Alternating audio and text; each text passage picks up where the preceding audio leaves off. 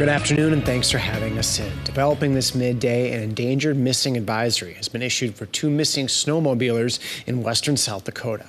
Pennington County authorities are currently searching for the 2 men, who are both in their 70s. Authorities say Leon Kleingartner and Jeff Willett left just before noon yesterday, heading west on Rochford Road. They were riding orange and lime green 2014 Arctic Cat snowmobiles. Authorities say the 2 men were last possibly seen near Black Fox Campground. They were expected back before dusk, but as of this morning, hadn't returned. If you know anything about their whereabouts, you are asked to call authorities at 605-394-4131. The Sioux Area Metro is now offering mobile ticketing for bus passengers via a phone app, Token Transit. Token Transit is a free application. It can be downloaded to Apple and Android devices. You will need access to the internet to create an account and use the app.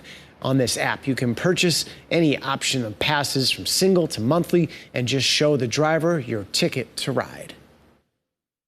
The official start date of the golf season is unpredictable, but things are definitely running behind schedule this spring because of the snow. Sioux Falls Golf's trio of courses, including Prairie Green, Elmwood, and Keene Park, are currently covered in a blanket of snow after opening early in recent years. So technically, we look at our season as April 1st to kind of October 31st. Anything before or after that, we call, gravy free golf. We've been very fortunate to be open in the last 3 years at the beginning of March.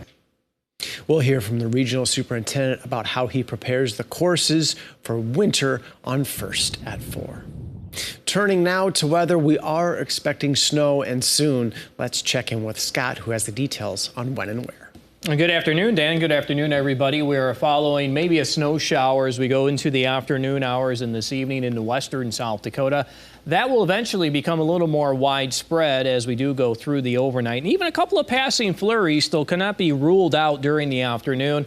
In Minnesota and Iowa, anything that falls hits the ground will remain very light. Then we have this. This is for tomorrow, and the snow will start tonight. We are looking at winter weather advisories for just about everybody tomorrow. I would say on average 3 to 5 inches of snowfall is looking likely. Now in the meantime, Futurecast keeping many locations dry until we hit maybe the late afternoon and evening hours.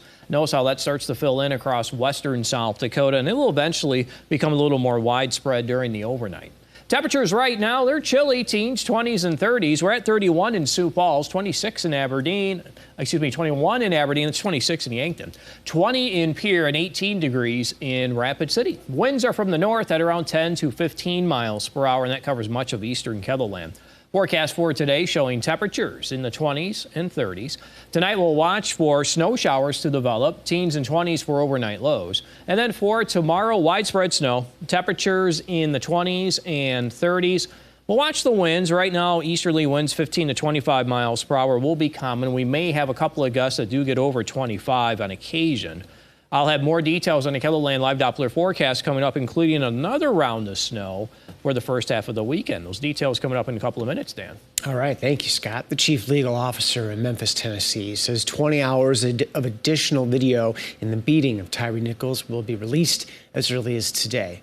The city's administrative investigation is now complete, and officials will be announcing new information about the incident.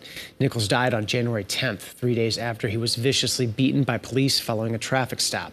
5 officers are facing second-degree murder and other charges.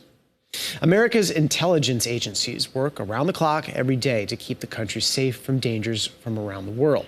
Most of the time, the public never hears about the threats they face. But today, the heads of the intelligence agencies spoke publicly while testifying before Congress. Nicole D'Antonio has details from Capitol Hill.